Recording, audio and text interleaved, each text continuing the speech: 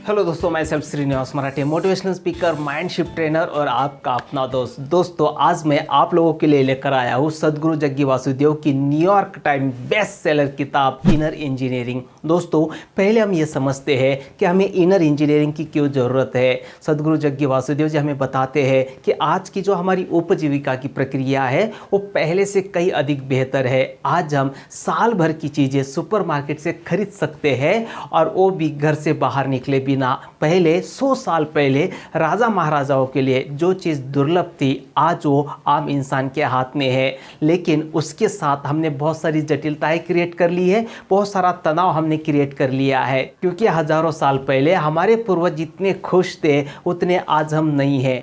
हजारों सालों से हमारी ये समझ है कि अगर हमने बाहर की स्थितियों को ठीक कर लिया तो हमारी अंदर की स्थिति ठीक हो जाएगी। लेकिन जग्गी वासुदेव जी हमें कहते हैं कि जो तरीका हजारों साल से कारगर सिद्ध नहीं हुआ वो आगे कैसे कारगर सिद्ध हो सकता है। अब समय आ गया है अंदर की स्थिति को ठीक करने का, इनर इंजीनियरिंग का। सद्गुरु जग्गी वासुदेव जी कहते हैं कि इसके लिए हमें सिर्फ एक काम करना है, अपनी दिशा में थोड़ा सा चेंजेस लाना है और हमें यह समझना है कि हमारे सारे अनुभव का आधार और स्रोत जो है वो हमारे अंदर ही होता है। अगर आप अंदर से सुखी हो जाते हो तो इसे आनंद और शांति कहते हैं। अगर आपका आसपास का वातावरण सुखी हो जाता है तो उसे सफलता कहते हैं। लेकिन सफलता हासिल करने के लिए खुश होना बहुत जरूरी है, क्योंकि आज मनोवैज्ञानिक आधार मिले हैं कि अगर हम अंदर से खुश हो जाते हैं तो हमारी क्षमताएं कई गुना बढ़ जाती है। अगर आपको भोजन का आनंद लेना है तो पहले आपको अंदर से खुश होना होगा। अगर आपको आपके परिवार और परिजनों का आनंद लेना है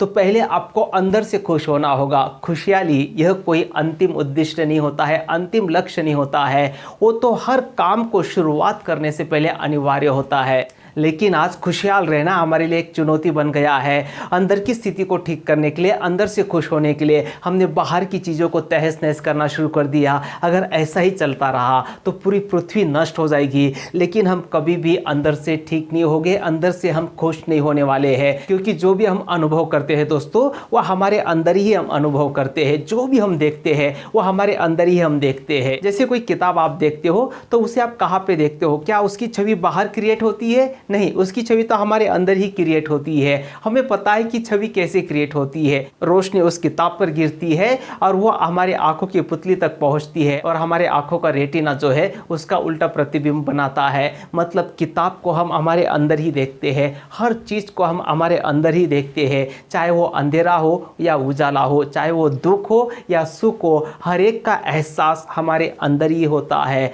अगर हमें हर छवि अंदर बहुत अच्छी क्रिएट करनी है तो हमें इनर इंजीनियरिंग सीखना होगा, उसे समझना होगा। लेकिन इनर इंजीनियरिंग को समझने से पहले हमें जिम्मेदारी की स्वतंत्रता को समझना होगा। दोस्तों, आपको ये एहसास करना होगा, आपको ये मानना होगा कि आज आप जो कुछ भी हो और जो कुछ भी नहीं हो वो सिर्फ और सिर्फ आपकी वजह से हो। हम ही हमारी ज़िंदगी के क्रिएटर होते हैं और इसलिए सबसे पहले तो आपको जिम्मेदारी लेनी होगी आपकी लाइफ की, आपकी ज़िंदगी की। और ऐसा क्यों करना है दोस्तों? जब आप जिम्मेदारी लेते हो तो आपके पास एक स्वतंत्रता आती है। उस परिस्थिति से निपटने के लिए बहुत सारे ऑप्शन आपके पास आ जाते हैं। जैसे फॉर एग्जांपल, अगर टेबल से पेन नीचे गिर जाता है और आप इसकी जिम्मेदारी लेते हो तो आपके पास अभी बहुत सारे ऑप्शंस होते हैं। आप उसे खुद उठा सकते हो या फिर किसी की हेल्प ले सकते हो, या फिर वो जो पेन है उसे आप बाद में भी ले सकते हो। लेकिन अगर आप उसकी जिम्मेदारी नहीं लेते हो तो हमारे पास कोई ऑप्शन नहीं बचता है सिवाय दूसरों को दोष देने के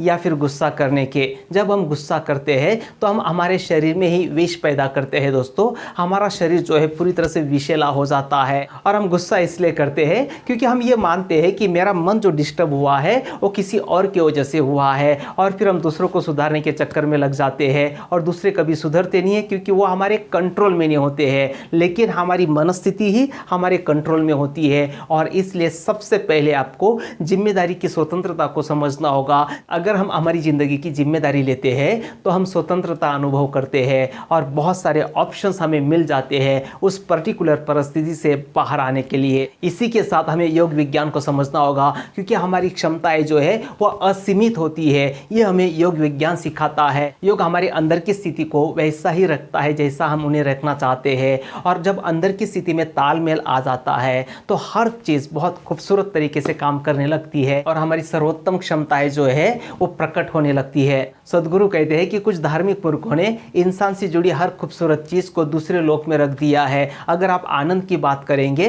तो वो अलौकिक आनंद की बात करेंगे, अगर आप शांति की बात करेंगे तो वो दिव्य शांति की बात करेंगे, अगर आप प्रेम की बात करेंगे तो वे ईश्वरीय प्रेम की बात करेंगे। मतलब ये सारे एहसास अगर हमें करने हैं तो उसके लिए हमें दूसरे लोग जाना पड़ेगा, स्वर्ग में ही जाना पड़ेगा। इंसान के जन्म में तो ये पॉसिबल नहीं है। लेकिन सद्गुरु कहते हैं कि ये सारे हमारे मानवीय गुण हैं और इंसान रहते हुए ही ये सारी प्रेम, शांति और आनंद हम महसूस कर सकते हैं। ज़्यादातर ईश्वर और स्वर्ग की बातें इसलिए होती है क्योंकि हम मनुष्य होने की विशालता को भूल गए हैं। योग हमें महामानव नहीं बनाता है, वो जस्ट हमें ये एहसास कराता है कि मानव होना ही अपने आप में महान है। योग विज्ञान के अनुसार हमारे 5 शरीर होते हैं। सबसे पहला शरीर जो होता है दोस्तों, उसे अन्नमय कोश कहते हैं। मतलब जो भोजन हम ग्रहण करते हैं उससे जो शरीर बनता है उसे अन्नमय कोश कहते हैं।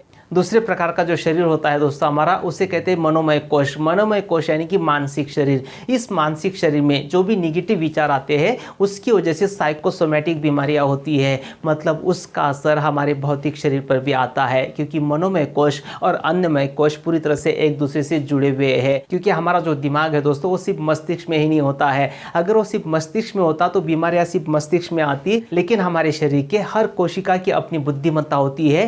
ये पूरी तरह से एक मानसिक शरीर होता है। इसलिए मानसिक काया में जो बदलाव होता है उसका असर शारीरिक काया पे होता है, यानी कि भौतिक शरीर पे होता है। और भौतिक शरीर में जो बदलाव होता है उसका असर मानसिक काया पे यानी कि मनोमय कोश में होता है। हमारा भौतिक शरीर अगर हार्डवेयर है तो हमारा मानसिक शरीर जो है वो सॉफ्टवेयर होता है। नेक्स्ट प्रकार का जो शरीर होता है दोस्तों हमारा, उसे कहते हैं प्राणमय कोश यानी कि ऊर्जा शरीर। ऊर्जा शरीर जो है हमारे हार्डवेयर में और सॉफ्टवेयर में ऊर्जा प्रवाहित करने का काम करता है। अगर ऊर्जा शरीर हमारा संतुलित रहता है तो हमारे मानसिक शरीर में और भौतिक शरीर में कोई भी बीमारियां नहीं आती है। नेक्स्ट प्रकार का जो शरीर होता है दोस्तों हमारा, उसे कहते हैं विज्ञानमय शरीर। ज्ञान का मतलब होता है जानकारी और विशेष ज्ञान का मतलब होता है असाधारण जानकारी। हमारे शरीर का ये जो आयाम है इसमें असाधारण जानकारी होती है दोस्तों। ये 5 इंद्रियों से परे होता है। नेक्स्ट प्रकार का जो शरीर होता है दोस्तों हमारा, उसे कहते हैं आनंदमय कोश। आनंदमय कोश जो है पूरी तरह से अभौतिक होता है। शरीर के इस आयाम को अगर हम स्पर्श करते हैं तो हम पूरी तरह से आनंदमय हो जाते हैं और इसमें समय और स्थान की सीमाएं खत्म हो जाती है। हमने ऐसी योगियों की कहानी सुनी है जो कई समय तक एक ही जगह पे बैठकर ध्यान धारणा करते थे। कैसे पॉसिबल होता था उनको एक ही जगह पर लंबे समय तक ध्यान धारणा कर पाना? क्योंकि उन्होंने शरीर के इस आयाम को स्पर्श कर लिया हुआ होता था और इसलिए उनके लिए समय और स्थान की सीमा जो है पूरी तरह से खत्म हो चुकी होती थी। दोस्तों अगर हमारा भौतिक शरीर, मानसिक शरीर और ऊर्जा शरीर संतुलित हो जाता है तो हम इस आयाम में प्रवेश कर लेते हैं। योग और साधना के द्वारा हम भौतिक शरीर, मानसिक शरीर और ऊर्जा शरीर में संतुलन क्रिएट कर सकते हैं। नेक्स्ट हमें समझना होगा दोस्तों हमारे शरीर को, हमारा जो शरीर है इस दुनिया की अद्भुत मशीन है दोस्तों, और दुनिया की सारी मशीन इसी मशीन से निकली है। लेकिन क्या हम इसकी क्षमताओं का पूरी तरह से इस्तेमाल करते हैं? सद्गुरु कहते हैं कि हमारी शरीर की क्षमताओं का 1% भी हम इस्तेमाल नहीं करते हैं। सिर्फ जिंदा रहने के लिए और जिंदगी को चलाने के लिए हमारी शरीर की जो क्षमता है वो 1% से भी कम की जरूरत पड़ती है। हम हमारे शरीर से बहुत ही मामूली काम कर रहे हैं। ऐसा इसलिए हो रहा है क्योंकि हमारा जो बोध का स्तर है दोस्तों वो भौतिक लेवल तक ही सीमित है। योग हमें सिखाता है कि हमारी शरीर की जो 5 इंद्रियां है उसके परे भी हम इसकी क्षमताओं का कैसे इस्तेमाल करें, क्योंकि हमारा जो शरीर है दोस्तों पूरे ब्रह्मांड को डाउनलोड करने की क्षमता रखता है। पहले भारत में कुछ साल तक के जब आंधी आती थी तो हर बार छत पर जाके एंटीना, जो टीवी का एंटीना होता है, उसे सीधा करना पड़ता था, यानी कि सही दिशा में करना पड़ता था। जब हम उसे सही दिशा में करते थे तब जाके दुनिया भर के प्रोग्राम हम अपने टीवी पर देख पाते थे। इसी तरह से हमारा शरीर है, हमारे शरीर को अगर हम सही स्थिति में रखते हैं तो ब्रह्मांड के बारे में पूरी जानकारी हम हासिल कर सकते हैं। इस बात को समझाने के लिए सद्गुरु अपनी जिंदगी का एक एग्जाम्पल बताते हैं इस किताब में। सद्गुरु जी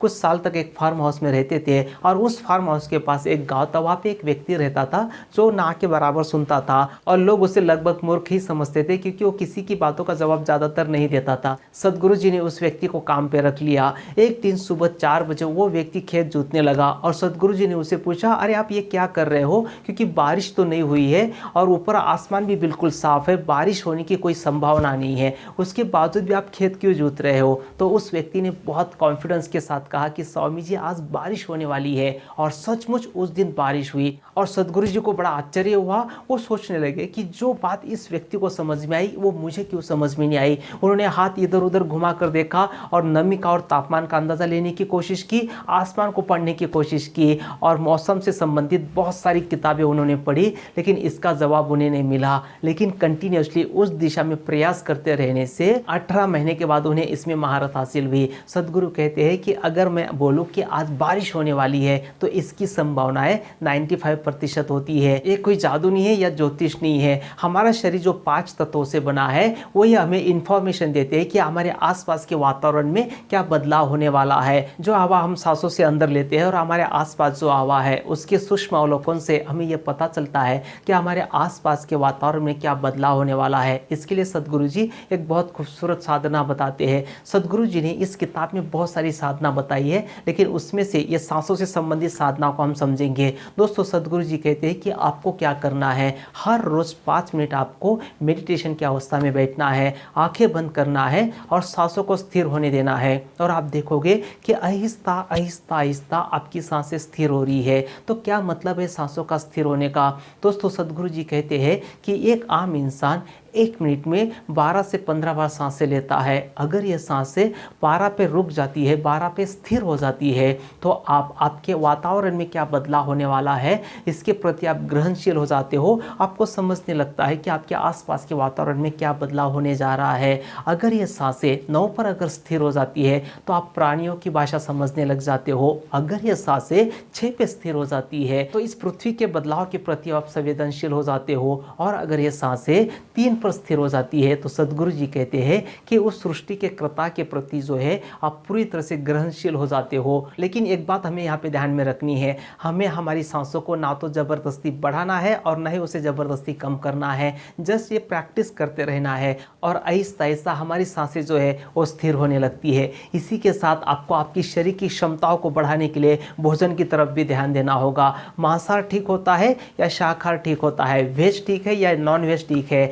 सदगुरु जी कहते हैं कि इस बहस में हमें पढ़ना ही नहीं चाहिए। ये बात हमारा शरीर हमें बताता है कि उसके लिए कौन से प्रकार का भोजन सही है। जिस प्रकार के भोजन से आपको बहुत ही एनर्जेटिक महसूस होता है उसी भोजन को आपको ग्रहण करना है। और एक तथ्य आपको समझना है कि अगर आप कच्चा मांस खाते हो तो उसे हमारे सिस्टम से बाहर आने के लिए 70 से 72 घंटे लगते हैं। मतलब वो हमारे शरीर में 70 से 72 घंटे तक वहाँ पे रहता है। अगर आप पका हुआ मांस खाते हो तो उसके लिए 50 to 52 आवर्स लगते हैं। अगर आप पकी हुई सब्जी खाते हो तो उसके लिए 24 से 28 घंटे लगते हैं। अगर आप कच्ची सब्जी खाते हो तो उसके लिए 12 से 15 घंटे लगते हैं। और आप फलाहार करते हो दोस्तों, फ्रूट्स अगर आप खाते हो तो उसके लिए 1.5 से 3 घंटे लगते हैं। और आपको आपके काम का स्वरूप कैसा है और आपकी तासीर कैसी है उसके हिसाब से आपका भोजन आपको चूज करना है। उसी के साथ सदगुरु जी कहते हैं कि आपको आपकी पाचन संस्था को भी समझना है। जो भोजन हम ग्रहण करते हैं उसके हिसाब से हमारा जो शरीर है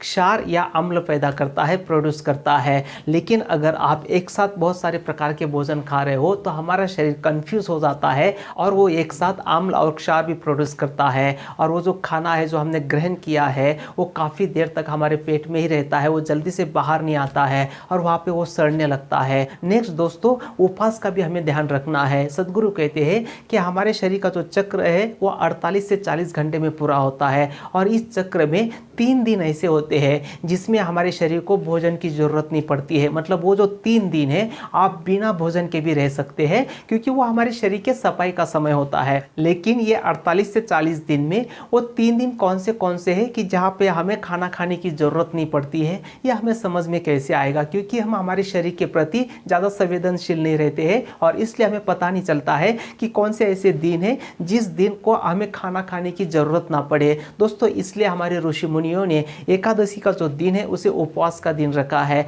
आप उस दिन उपवास कर सकते हो और वो हमारे भारतीय कैलेंडर के हिसाब से चंद्र मास के 11वें दिन आता है। दोस्तों, इनर इंजीनियरिंग के लिए हमें हमारे मन को भी समझना होगा। सदगुरु जी हमें पूछते हैं कि आप जिंदगी को जीने वाले व्यक्ति बनना चाहते हो या फिर जिंदगी के बारे में सोचने वाले व्यक्ति बनना चाहते हो, क्योंकि ज़्यादातर लोग जो है अपनी ज़िंदगी का 90% जो हिस्सा है वो ज़िंदगी के बारे में सोचने में लगा देते हैं। आपको पता है दोस्तों, ये जो पृथ्वी है ये समय से घूम रही है। ये कोई साधारण बात नहीं है, ये बहुत अलौकिक घटना है। सारी आकाश गंगाएं जो है वो समय से चल रही है और ये जो पूरा ब्रह्मांड है बहुत परफेक्ट तरीके से काम कर रहा है। लेकिन हमारे दिमाग में एक छोटा सा घटिया सा विचार आता है और पूरा दिन हमारा खराब कर देता है। ऐसा क्यों होता है दोस्तों? क्योंकि हमारी जो बुद्धि है किसी पर्टिकुलर चीज़ से अपनी पहचान जोड़ लेती है और जिससे भी हम पहचान जोड़ लेते हैं उसी के हिसाब से हमें विचार आते हैं। जैसे अगर हम मान लेते हैं कि हम एक इंसान हैं तो उसी प्रकार के विचार हमें आएंगे, उसी प्रकार की भावनाएं हम महसूस करेंगे।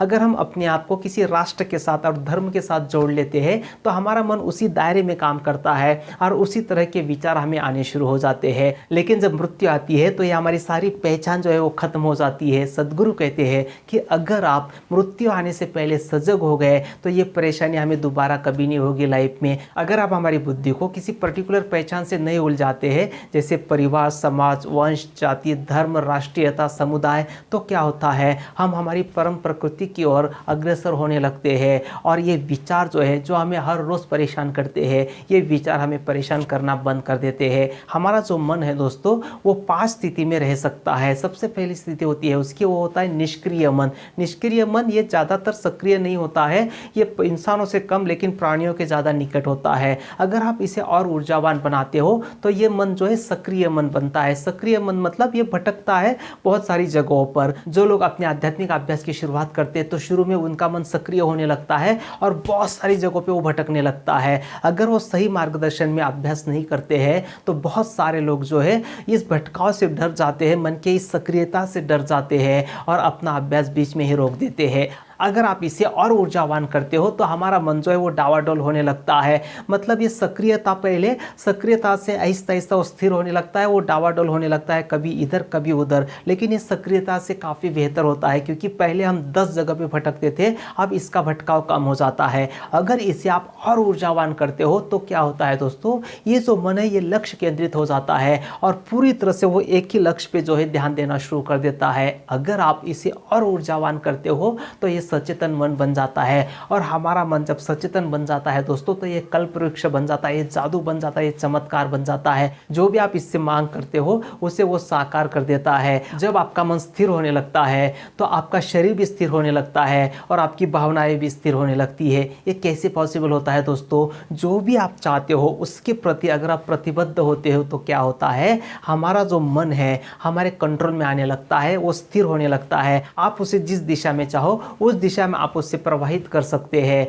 और फिर जो आप चाहते हो वो मिलना आपके लिए बहुत आसान हो जाता है। इसी के साथ हमें हमारे कर्म को समझना होगा दोस्तों। कर्म जो है हम 3 प्रकार से कर सकते हैं, शरीर से, मन से और ऊर्जा से। दोस्तों, जो भी कर्म हम करते हैं वो पीछे अपने अवशेष छोड़ जाता है और उसकी एक छाप बनती है बाद में, और उस छाप को हम हमारी ज़िंदगी में साथ में लेकर चलते हैं। ये बहुत सारी छापें अगर इकट्ठी हो जाती है तो वो हमारी प्रवृत्तियाँ बन जाती है और फिर हम जिंदगी को उसी तरह से जीना शुरू कर देते हैं। जब किसी को हम पूछते हैं कि तो ऐसा ही काम क्यों करता है तो वो कहता है यही मेरा स्वभाव है। मतलब क्या हुआ, वो अपनी प्रवृत्ति का गुलाम बन गया और स्वचालित खिलौनों के जैसे बन गया। फिर वो उसी तरह से जिएगा, उसी तरह से उठेगा, उसी तरह से बैठेगा, उसी तरह से चलेगा। ये बिल्कुल अतीत का गुलाम बन जाता है और इसलिए हमारी जिंदगी में कुछ समय के बाद सेम पैटर्न बनते हैं। हम सेम चीज़ों को अनुभव करना शुरू कर देते हैं। एहसास के तौर पर कोई भी दिन हमारे लिए नया नहीं होता है। दिन चाहे दूसरों के लिए कितना भी नया क्यों ना हो, लेकिन वो हमारे लिए नया नहीं होता है। हमारा जीवन पूरी तरह से चक्रीय बन जाता है। हम अतीत के पूरी तरह से गुलाम हो जाते हैं। जैसे कंप्यूटर है, कंप्यूटर पे कोई सॉफ्टवेयर जब हम लिखते हैं तो बाद में वो कंप्यूटर जो है वैसा ही रिस्पॉन्स करना शुरू कर देता है। उसी तरह से हमारे कर्मों के द्वारा जो प्रवृत्तियाँ हम बनाते हैं वो सॉफ्टवेयर हम लिखते हैं हमारी ज़िंदगी के ऊपर और वैसी ज़िंदगी को हम जीना शुरू कर देते हैं। हमारी जो प्रवृत्तियाँ होती है दोस्तों उसे पारंपरिक भाषा में वासना कहते हैं। वासना का अर्थ होता है गंध।